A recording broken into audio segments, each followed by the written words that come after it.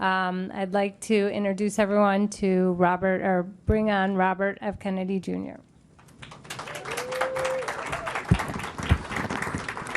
I'm sorry to keep everybody waiting. 16 months ago, in April of 2023, I launched my campaign for President of the United States. I began this journey as a Democrat, the party of my father, my uncle, the party which I pledged my own allegiance to long before I was old enough to vote. I attended my first Democratic convention at the age of 6 in 1960. And back then, the Democrats were the champions of the Constitution, of civil rights. The Democrats stood against authoritarianism, against censorship, against colonialism, imperialism, and unjust wars. We were the party of labor, of the working class. The Democrats were the party of government transparency and the champion of the environment. Our party was the bulwark against big money interests and corporate power. True to its name, it was the party of democracy. As you know, I left that party in October because it had departed so dramatically from the core values that I grew up with. It had become the party of war, censorship, corruption, big pharma, big tech, big ag, and big money. When it abandoned democracy by canceling the primary to conceal the cognitive decline of the sitting president, I left the party to run as an independent. The mainstream of American politics and journalism derided my decision. Conventional wisdom said that it would be impossible even to get on the ballot as an independent because each state poses an insurmountable tangle of arbitrary rules for collecting signatures. I would need over 1 million signatures, something no presidential candidate in history had ever achieved. And then I'd need a team of attorneys and millions of dollars to handle all the legal challenges from the DNC. The naysayers told us that we were climbing a glass version of Mount Impossible. So the first thing I want to tell you is that we proved them wrong. We did it because beneath the radar of mainstream media organs, we inspired a massive independent political movement. More than 100,000 volunteers sprang into action, hopeful that they could reverse our nation's decline. Many worked 10-hour days, sometimes in blizzards and blazing heat. They sacrificed family time, personal commitments, and sleep month after month, energized by a shared vision of a nation healed of its divisions. They set up tables at churches and farmers' markets. They canvassed door to door. In Utah and in New Hampshire, volunteers collected signatures in snowstorms, convincing each supporter to stop in the frigid cold, to take off their gloves, and to sign legibly. During a heat wave in Nevada, I met a tall, athletic volunteer who cheerfully told me that he had lost 25 pounds collecting signatures in 117-degree heat. To finance this effort, young Americans donated their lunch money, and senior citizens gave up part of their Social Security checks. Our 50-state organization collected those millions of signatures and more. No presidential campaign in American political history has ever done that. And so I want to thank all of those dedicated volunteers and congratulate the campaign staff who coordinated this enormous logistical feat. Your accomplishments were regarded as impossible. You carried me up that glass mountain. You pulled off a miracle. You achieved what all the pundits said could never be done. You have my deepest gratitude, and I'm never going to forget that, not just for what you did for my campaign, but for the sacrifices you made because you love our country. You showed everyone that democracy is still possible here. It continues to survive in the press and in the idealistic human energies that still thrive beneath a canvas of neglect and of official and institutional corruption. Today, I'm here to tell you that I will not allow your efforts to go to waste. I'm here to tell you that I will leverage your tremendous accomplishments to serve the ideals that we share, the ideals of peace, of prosperity, of freedom, of health, all the ideals that motivated my campaign. I'm here today to describe the path forward that you've opened with your commitment and with your hard labors. Now, in an honest system, I believe that I would have won the election. In a system the kind that my father and my uncles thrived in, a system with open debates, with fair primaries, with regularly scheduled debates, with fair primaries, and with a truly independent media untainted by government propaganda and censorship. In a system of nonpartisan courts and election boards, everything would be different. After all, the polls consistently showed me beating each of the other candidates, both in favorability and also in head-to-head matchups. But I'm sorry to say that while democracy may still be alive at the grassroots, it has become little more than a slogan for our political institutions, for our media, and for our government, and most sadly at all for me, for the Democratic Party.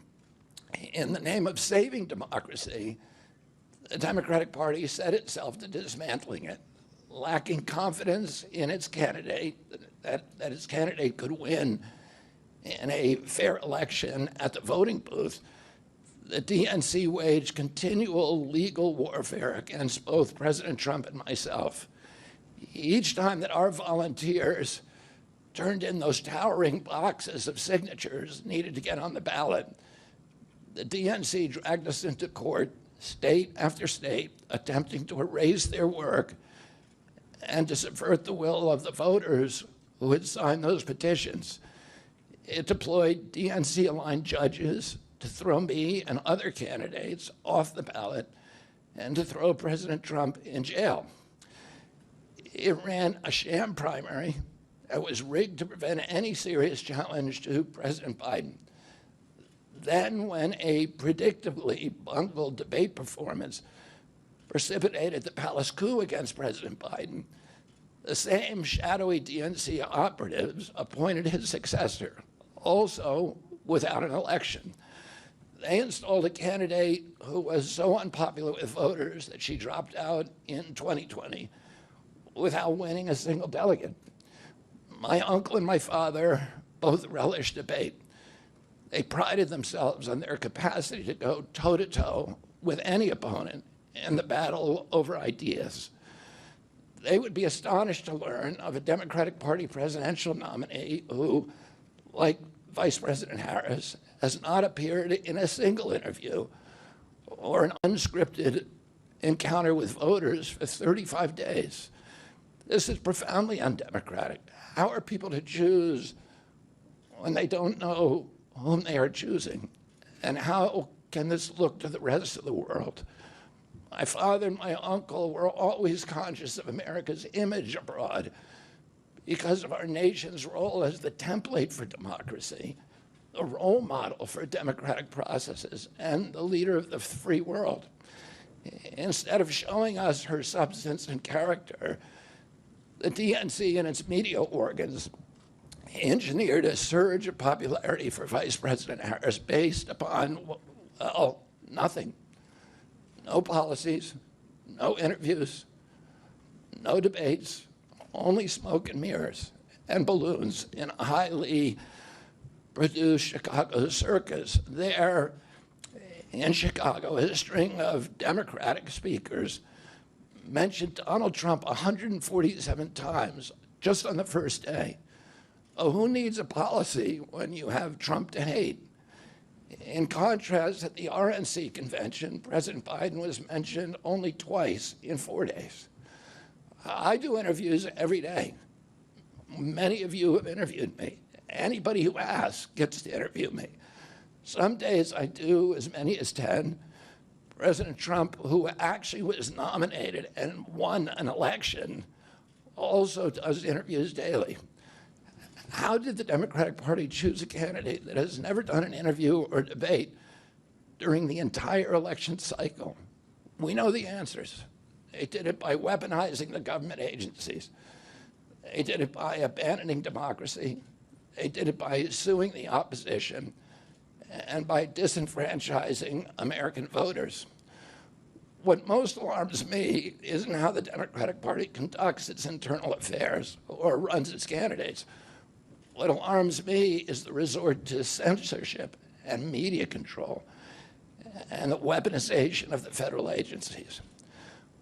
When a U.S. president colludes with or outright coerces media companies to censor political speech, it's an attack on our most sacred right of free expression, and that's the very right upon which all of our other constitutional rights rest.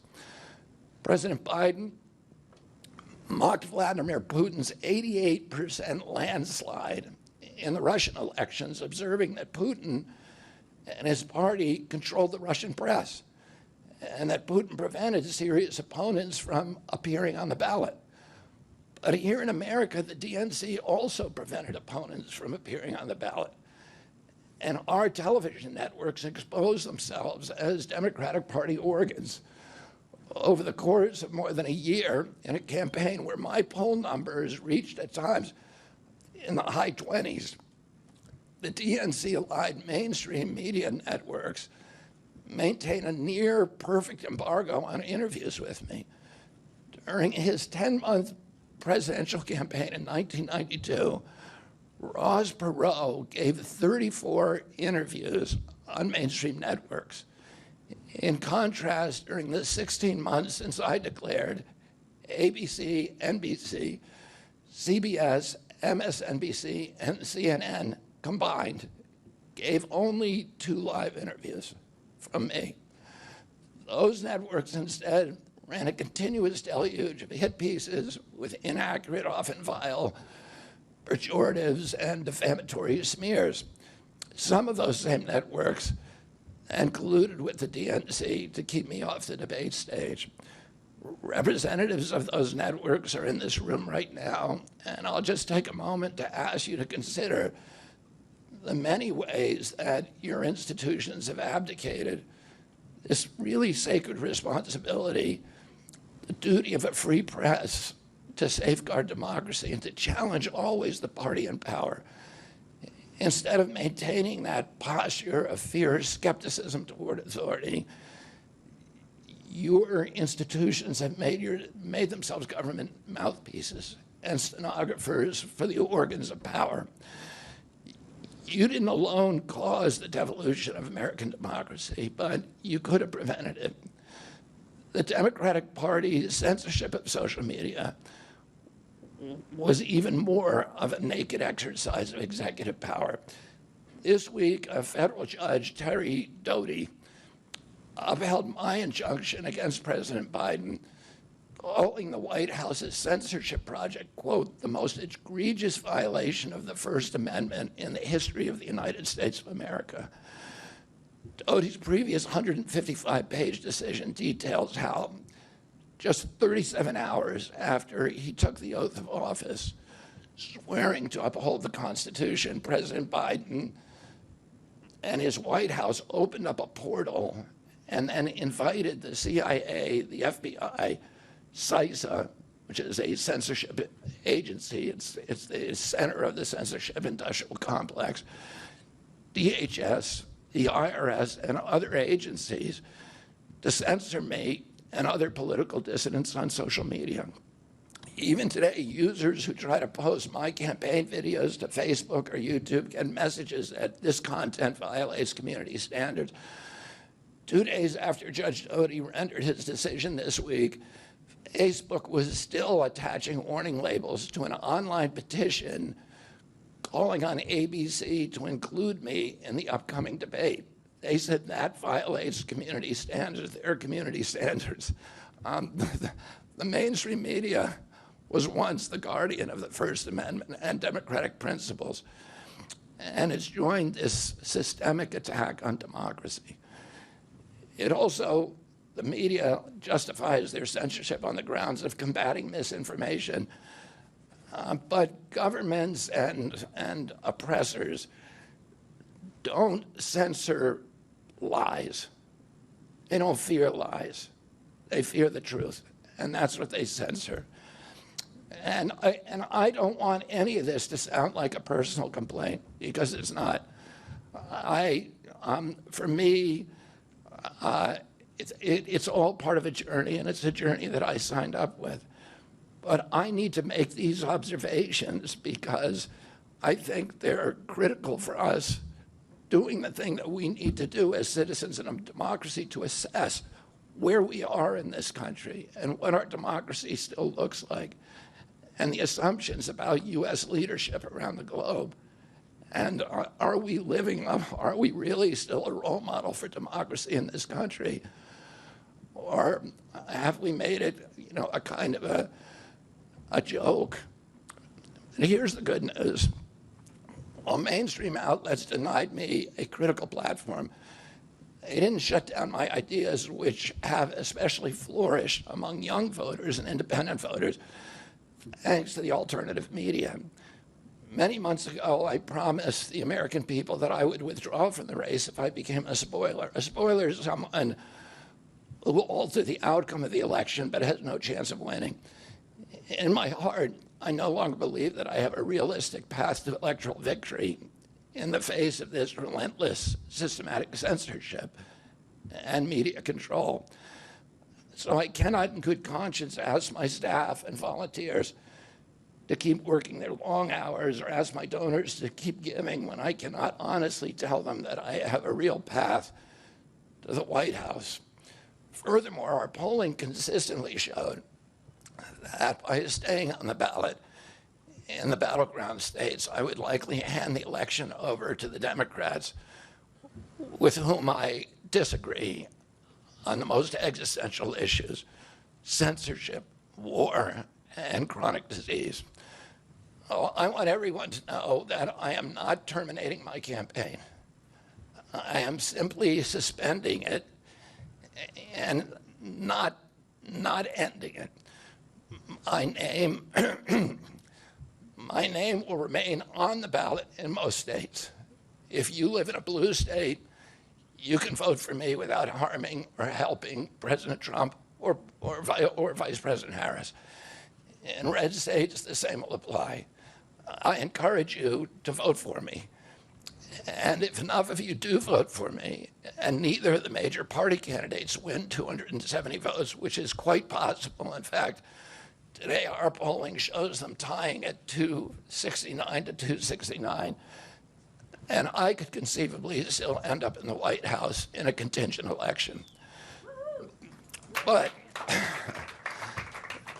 in about 10 battleground states where my presence would be a spoiler, I'm going to remove my name, and I've already started that process and urge voters not to vote for me. It's with a sense of victory and not defeat that I'm suspending my campaign activities. Not only did we do the impossible by collecting 1 million signatures, we changed the national political conversation forever. Chronic disease, free speech, government corruption, breaking our addiction to war have moved to the center of politics. I can say to all who have worked so hard for the last year and a half, thank you for a job well done. 3 great causes drove me to enter this race in the first place, primarily. And these are the principal causes that persuaded me to leave the Democratic Party and run as an independent, and now to throw my support to President Trump. The causes were free speech, the war in Ukraine, and the war on our children.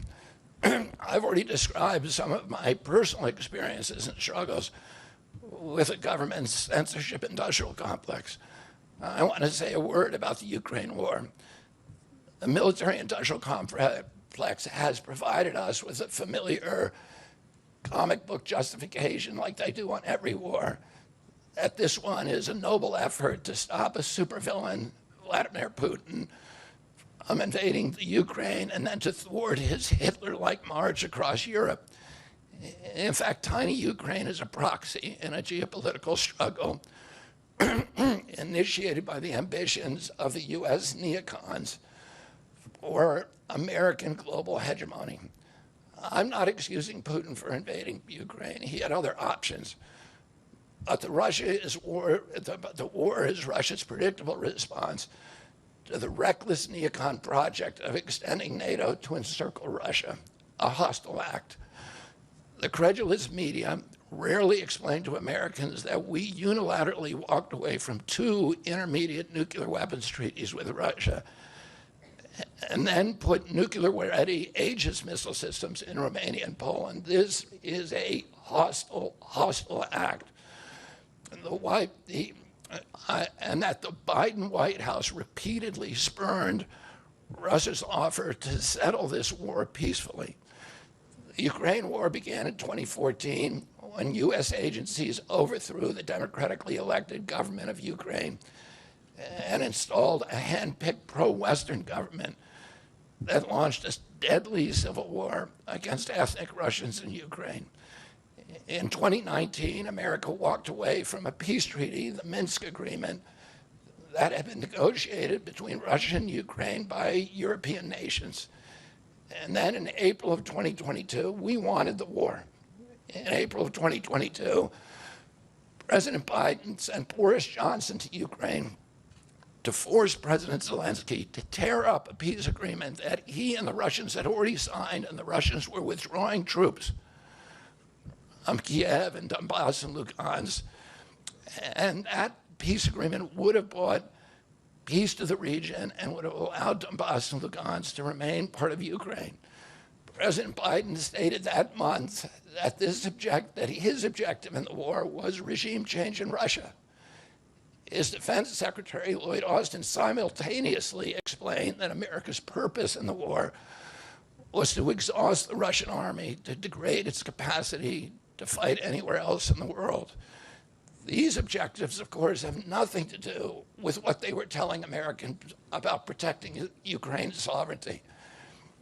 Ukraine is a victim in this war, and it's a victim of the West. Since then, of Russia and both Russia and the West. Since then, we have, since tearing up that agreement, forcing Zelensky to tear up the agreement, we've squandered the flower of Ukrainian youth, as many as 600,000 Ukrainian kids and over 100,000 Russian kids, all of whom we should be mourning, have died, and the Ukraine's infrastructure is destroyed. The war has been a disaster for our country as well. We squandered nearly $200 billion already, and these are badly needed dollars in our communities, suffering communities all over our country. The Nord Stream pipeline sabotage and the sanctions have destroyed Europe's industrial base, which formed the bulwark of U.S. national security. A strong Germany with a strong industry is a much stronger deterrent to Russia, and a Germany that is deindustrialized and turned into just an extension of U.S. military base. We've pushed Russia into a disastrous alliance with China and Iran. We're closer to the brink of nuclear exchange than at any time since 1962. And the neocons in the White House don't seem to care at all. Our moral authority and our economy are in shambles, and the war gave rise to the emergence of BRICS, which now threatens to replace the dollar as the global reserve currency. This is a first-class calamity for our country. Judging by her bellicose, belligerent speech last night in Chicago, we can assume that President Harris will be an enthusiastic advocate for this and other neocon military adventures. And President Trump says that he will reopen negotiations with President Putin and end the war overnight as soon as he becomes president. This alone would justify my support for his campaign. Last summer, it looked like no candidate was willing to negotiate a quick end to the Ukraine war, to tackle chronic disease epidemic, to protect free speech, our constitutional freedoms, to clean corporate influence out of our government, or to defy the neocons and their agenda of endless military adventurism. But now one of the two candidates has adopted these issues as his own, to the point where he has asked to enlist me in his administration. I'm speaking, of course, of Donald Trump. Less than 2 hours after President Trump narrowly escaped assassination, Callie Means called me on my cell phone. I was then in Las Vegas. Callie is arguably the leading advocate for food safety, for soil regeneration, and for ending the chronic disease epidemic that is destroying America's health and ruining our economy. Callie has exposed the insidious corruption at the FDA, the NIH, the HHS, and the USDA that has caused the epidemic. Callie had been working on and off for my campaign, advising me on those subjects since the beginning. And those subjects have been my primary focus for the last 20 years. I was delighted when Callie told me that day that he had also been advising President Trump. He told me President Trump was anxious to talk to me about chronic disease and other subjects, and to explore avenues of cooperation. He asked if I would take a call from the president. President Trump telephoned me a few minutes later, and I met with him the following day. A few weeks later, I met again with President Trump and his family members and closest advisors in Florida.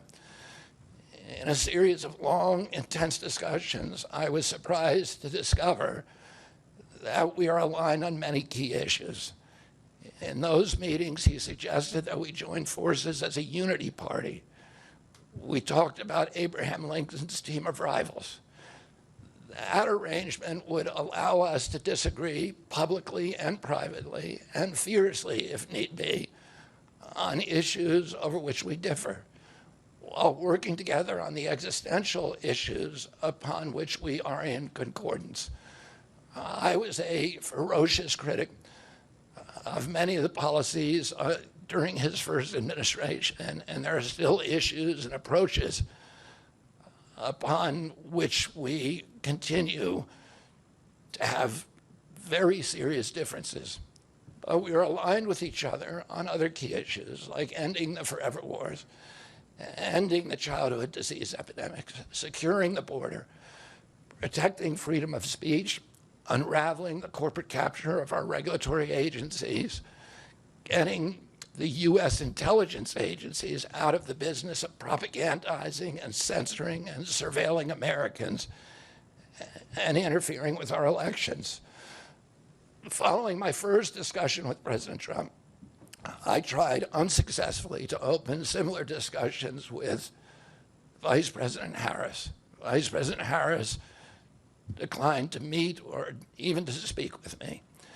Suspending my candidacy is a heart-rending decision for me, but I'm convinced that it's the best hope for ending the Ukraine war and ending the chronic disease epidemic that is eroding our nation's vitality from the inside, and for finally protecting free speech. I feel a moral obligation to use this opportunity to save millions of American children, above all things. In case some of you don't realize how dire the condition is of our children's health and chronic disease in general, I would urge you to view Dr. Carlson's recent interview with Callie Means and his sister, Dr. Casey Means, who is the top graduate of her class at Stanford Medical School. This is an issue that affects all of us far more directly and urgently than any culture war issue and all the other issues that we obsess on and that are tearing apart our country. This is the most important issue. Therefore, it has the potential to bring us together. So let me share a little bit about why I believe it's so urgent. Today, two-thirds, we spend more on healthcare than any country on earth, twice what they pay in Europe. And yet we have the worst health outcomes of any nation in the world. We're about 79th in health outcomes behind Costa Rica and Nicaragua and Mongolia and other countries.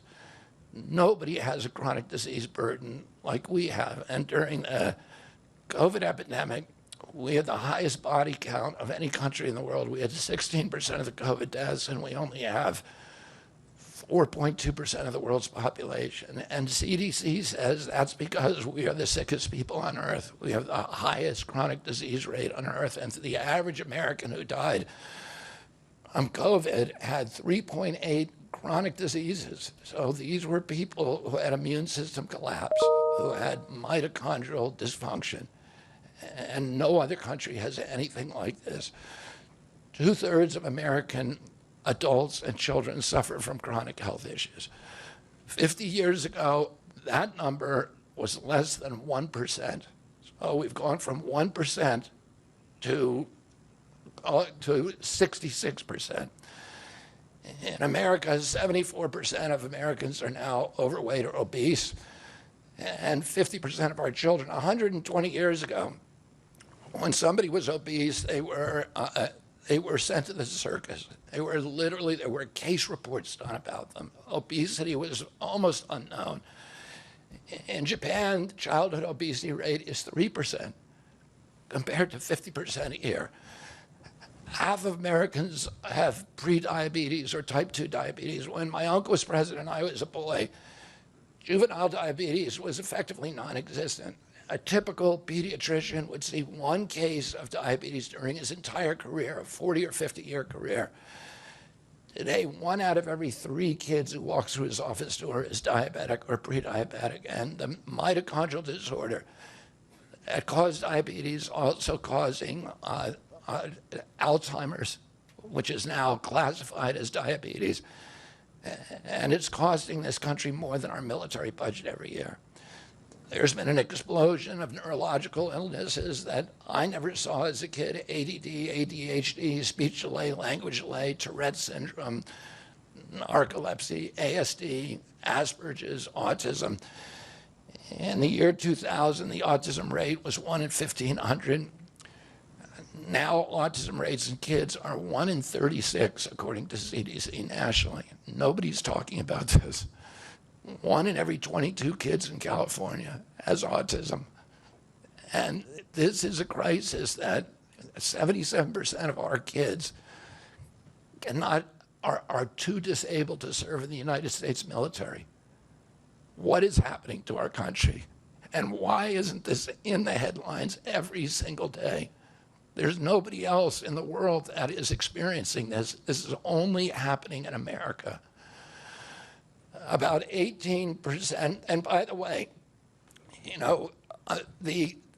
there has been no change in diagnosis, which the industry sometimes like to say. There has been no change in screening. This is a change in incidence. In my generation, 70-year-old men,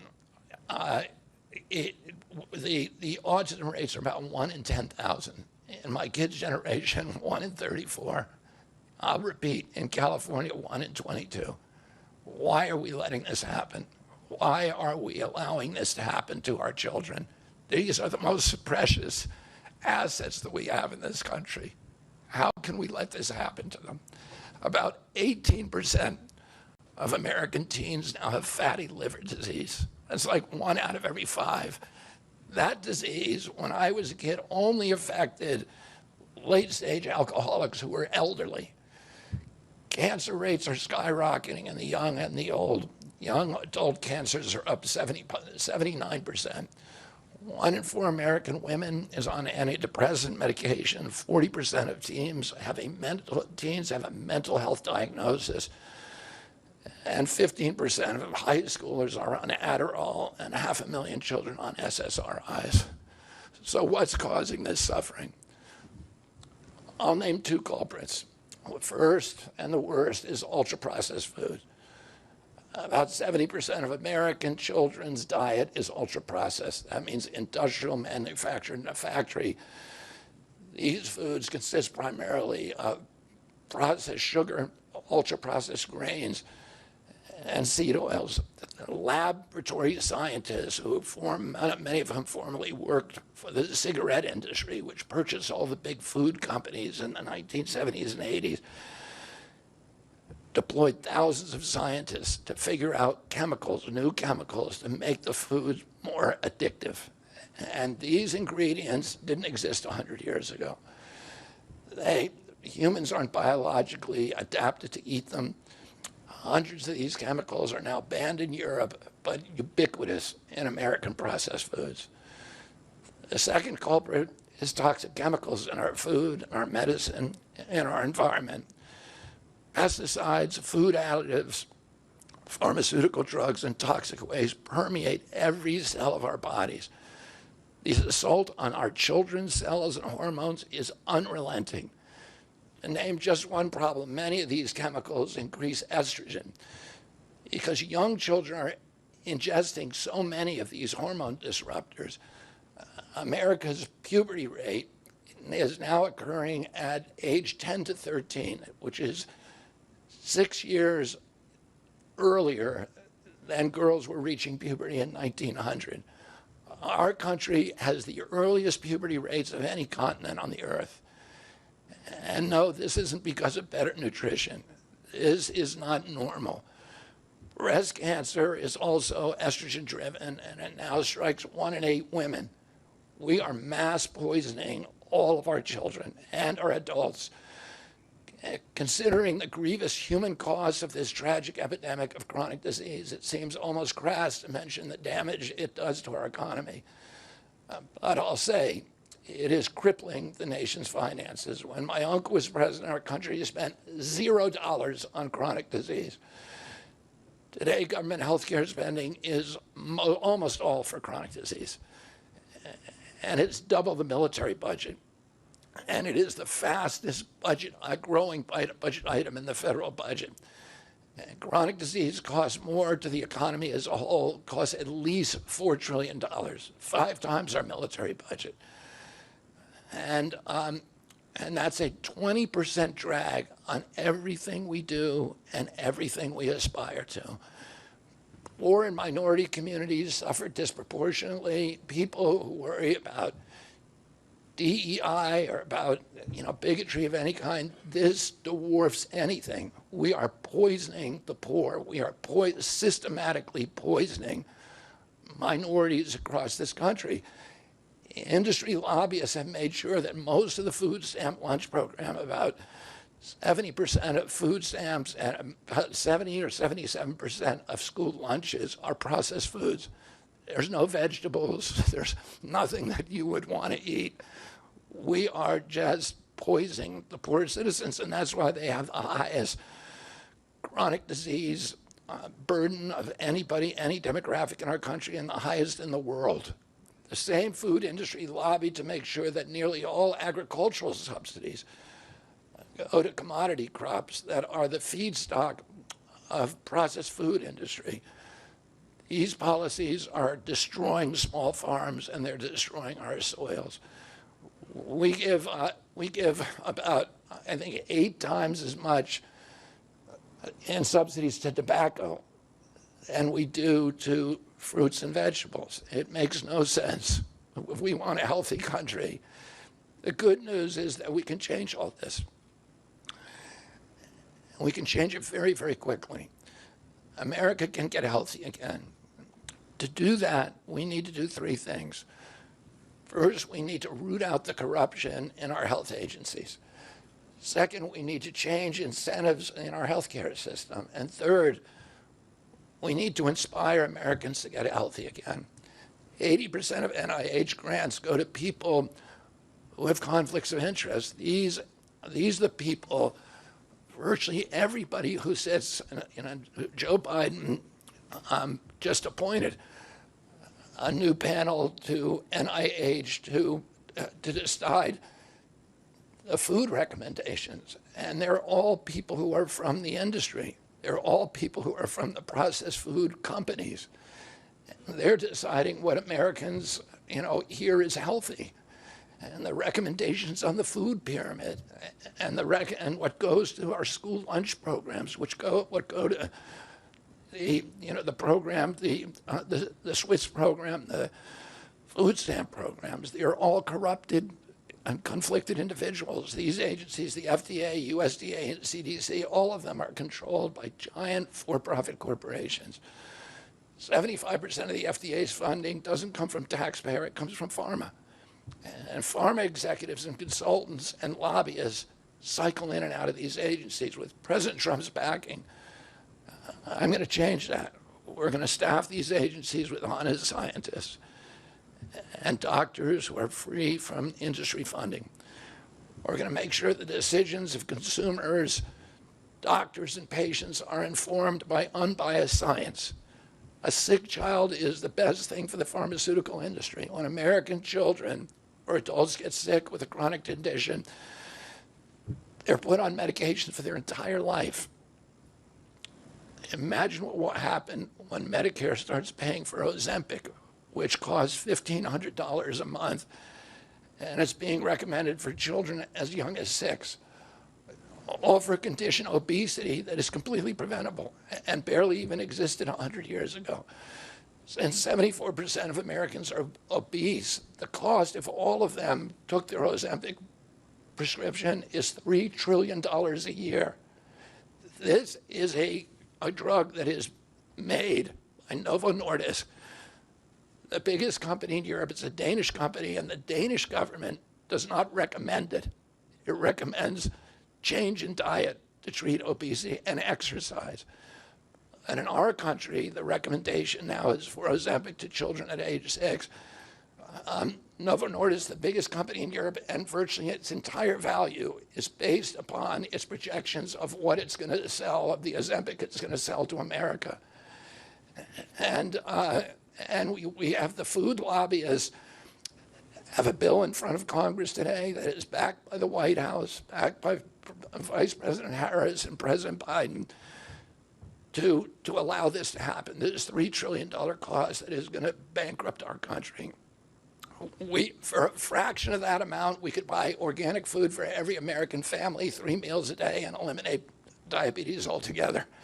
We're going to bring healthy food back to school lunches. We're going to stop subsidizing the worst foods with our agricultural subsidies. We're going to get toxic chemicals out of our food. We're going to reform the entire food system. And for that, we need new leadership in Washington. Because unfortunately, both the Democrats and the Republican parties are in cahoots with the big food producers, Big Pharma and Big Ag, which are among the DNC's major donors. Vice President Harris has expressed no interest in addressing this issue. 4 more years of Democratic rule will complete the consolidation of corporate and neocon power, and our children will be the ones who suffer most. I got involved with chronic disease 20 years ago, not because I chose to or wanted to. It was essentially thrust upon me. It was an issue that should have been central to the environmental movement. I was a central leader at that time, but it was widely ignored by all the institutions, including the NGOs, who should have been protecting our kids against toxins. It was an orphaned issue, and I had a weakness for orphans. I watched generations of children get sicker and sicker. I had 11 siblings, and I had 7 kids myself. I was conscious of what was happening in their classrooms and to their friends, and I watched these sick kids, these damaged kids. In that generation, almost all of them are damaged. And nobody in power seemed to care or to even notice. For 19 years, I prayed every morning that God would put me in a position to end this calamity. The chronic disease crisis was one of the primary reasons for my running for president, along with ending censorship in the Ukraine war. It's the reason I've made the heart-wrenching decision to suspend my campaign and to support President Trump. This decision is agonizing for me because of the difficulties it causes my wife and my children and my friends. But I have the certainty that this is what I've meant to do. And that certainty gives me internal peace, even in storms. If I'm given the chance to fix the chronic disease crisis and reform our food production, I promise that within 2 years, we will watch chronic disease burden lift dramatically. We will make Americans healthy again. Within 4 years, America will be a healthy country. We will be stronger, more resilient, more optimistic, and happier. I won't fail in doing this. Ultimately, the future, however it happens, is in God's hands and in the hands of the American voters and those of President Trump. If President Trump is elected and honors his word, the vast burden of chronic disease that now demoralizes and bankrupts the country will disappear. This is a spiritual journey for me. I reached my decision through deep prayer, through hard-nosed logic, and I asked myself, what choices must I make to maximize my chances to save America's children and restore national health? I felt that if I refused this opportunity, I would not be able to look myself in the mirror, knowing that I could have saved lives of countless children and reversed this country's chronic disease epidemic. I'm 70 years old. I may have a decade to be effective. I can't imagine that President Harris would allow me or anyone to solve these dire problems. After 8 years of President Harris, any opportunity for me to fix the problem will be out of my reach forever. President Trump has told me that he wants this to be his legacy. I'm choosing to believe that this time he will follow through. His son, his biggest donors, his closest friends, and all support this objective. My joining the Trump campaign will be a difficult sacrifice for my wife and children, but worthwhile if there's even a small chance of saving these kids. Ultimately, the only thing that will save our country and our children is if we choose to love our kids more than we hate each other. That's why I launched my campaign to unify America. My dad and uncle made such an enduring mark on the character of our nation, not so much because of any particular policies that they promoted, but because they were able to inspire profound love for our country and to fortify our sense of ourselves as a national community held together by ideals. They were able to put their love into the intentions and hearts of ordinary Americans and to unify a national populist movement of Americans, blacks and whites, Hispanics, urban and rural Americans.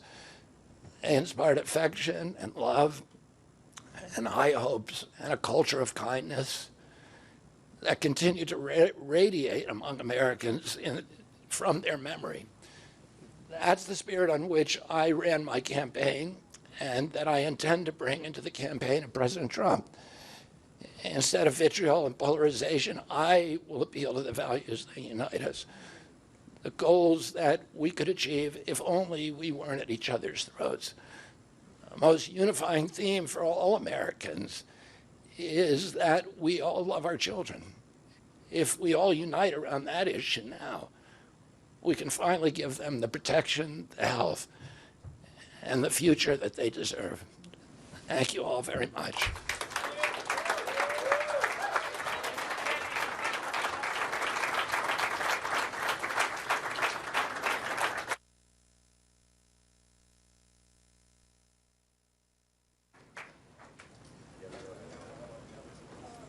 Thank you, everybody, for attending. This concludes our program for the day.